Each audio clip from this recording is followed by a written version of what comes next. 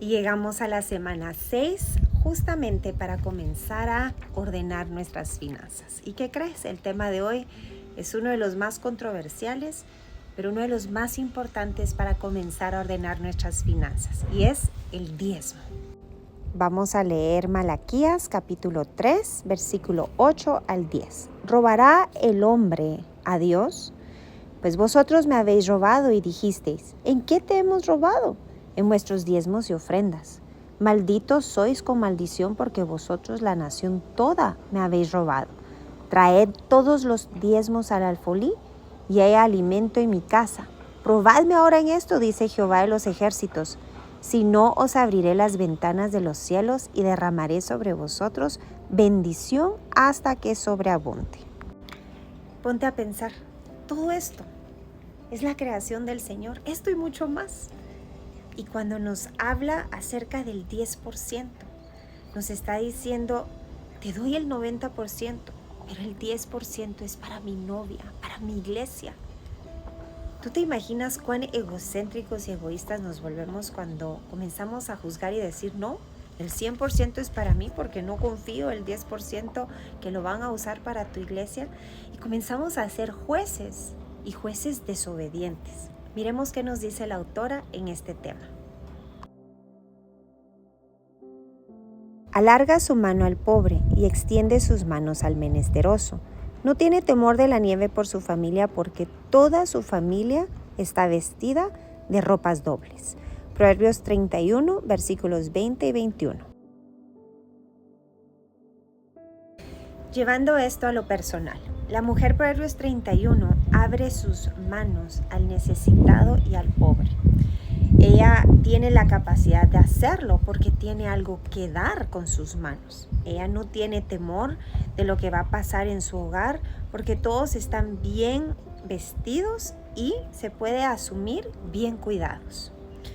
No voy a hablar acerca de comenzar a hablar de hacer caridad, pero la caridad realmente suena al poder planificar financieramente. Y por ello es que esta semana, para poder ser generosos y para poder hacer obras de caridad, vamos a ponerle atención a nuestras finanzas. Probablemente lo primero que viene a tu mente es necesito crear un presupuesto. Pero te cuento que si tu personalidad no es el tipo que se apega a los presupuestos, no es por aquí. Si tú eres una persona que vive con presupuestos y ya lo tienes, bien por ti. Y no necesitas mi consejo, dice la autora, especialmente si tú estás bien organizada con tu presupuesto. Personalmente, dice la autora, nunca he podido mantenerme bajo un presupuesto escrito. Hago lo mejor que puedo, pero esto me hace sentirme culpable. Así que no te voy a pedir, si tú eres como yo, dice la autora, que pierdas tu tiempo tratando de hacer un presupuesto. John Wesley nos dice la idea: todo lo que puedas ganar, ahórralo.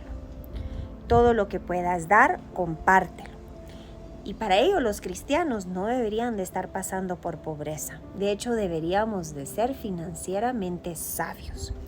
Por lo tanto, aquí están 4 cosas que necesitas saber qué hacer con tus finanzas. Número 1, el diezmo, que es el 10%. Número 2, el invertir o ahorrar, el otro 10%. Número 3, escapar y evitar la deuda. Y número 4, gastar menos de lo que tú ganas. Al efectivamente hacer estos 4 puntos, ni siquiera necesitas estar viendo en qué estás gastando cada centavo. De hecho, solo tienes que practicar el sentido común. De hecho, te vas a dar cuenta que vamos a comenzar con lo más importante, que es con el diezmo. Ahora, te pregunto, dice la autora, ¿qué es mayor? ¿El 90% con Dios en tus finanzas o el 100% de tus finanzas sin Dios en las finanzas? ¿Se das de cuenta el 90% bendito por Dios y dando el 10% donde recibes tu alimento? ¿O el 100% sin la cobertura y sin la protección de Dios en unas finanzas malditas? Si tú has contestado, prefiero el 90% con Dios, ya vas en un camino vencedor. De hecho, debería de ser una matemática sencilla, porque no podemos creer que vamos a vivir con el 100% sin la bendición de Dios.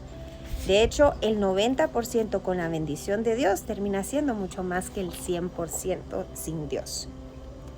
Aquí está cómo vamos a hacerlo. Calcula el 10% de todos tus ingresos. Si tienes comisiones, si es algo que tu esposo te da para el gasto. Y aquí el total que vas a tener es entre tú y Dios. Determina en dónde vas a sembrar este 10%. Típicamente debe de ir a tu iglesia local, pero si el Señor te direcciona para apoyar otras organizaciones cristocéntricas, creo que es también importante hacerlo. Determina cada mes exactamente cuánto estás comprometida a donar a cada organización. Ahí si quieres dividir el diezmo en varios lugares donde recibes, por ejemplo, tu alimento espiritual. Contacta a cada organización para ver si te lo pueden deducir automáticamente de tu cuenta, como para que quede de manera recurrente si tu ingreso es el mismo cada mes. Creo que hay muchas congregaciones, iglesias que tienen esta opción disponible. La Biblia nos enseña que cuando los israelitas le daban el 10% de sus primeros frutos, aunque no tenían garantía si la cosecha iba a venir en la siguiente estación, Dios les mostraba exactamente su fidelidad, pero comenzaba por sus corazones y por la intención correcta. Cuando nosotros sembramos generosamente, vamos a recibir una cosecha generosa. Y te cuento que esto tiene que ver con nuestro corazón. Ahí nos dimos cuenta lo que acumulamos en casa y terminamos sacando la semana pasada. Determina dónde hemos puesto el tesoro de nuestro corazón. Y te cuento que eso nunca va a traer contentamiento, porque nuestro corazón engañoso siempre va a querer más. Pero cuando comenzamos a ser generosos y a compartir y a sembrar en el reino de los cielos, a ser obedientes en cuanto al diezmo, comenzamos a darnos cuenta que ahora somos partícipes de la obra del Señor, y ahí viene nuestro contentamiento, porque para ello fuimos diseñados, para su gloria y su alabanza, para seguir ensanchando su territorio. Por lo tanto, nos dice aquí también la autora que en 2 Corintios capítulo 9, versículos 6 a 7, nos habla que Dios ama al dador alegre, no el que está interesado en ver qué es lo que puede hacer Dios por mí, si diezmo, sino el que reconoce todo lo que Dios ha hecho, el darnos su primicia, que es Cristo Jesús, y porque Él nos amó primero y porque Él nos dio primero, nosotros en gratitud le correspondemos. Y a cada pastor que entregue cuentas de cómo administró ese dinero. A mí no me toca ser juez, a mí me toca ser hija, y una hija obediente a la palabra de Dios. Y a lo mejor tú me puedas decir, pero eso es Antiguo Testamento. Y te cuento que antes de la ley, Abraham ya practicaba el diezmo. Melquisedec, vemos, ya practicaba el diezmo. De hecho, en el Nuevo Testamento, en este mejor pacto que vivimos, ya no damos ahí por ley, damos desde nuestro corazón generoso. Por lo tanto, debería de ser aún mayor al 10%. Y te cuento que esto ha sido un principio que aprendimos antes de nuestra crisis matrimonial, mucho antes de el poder tener el privilegio de compartir la palabra del Señor. Y ha sido un principio del cual yo te puedo testificar. El Señor nunca permitió que yo mendigara pan, aun cuando Daniel no estuvo como proveedor.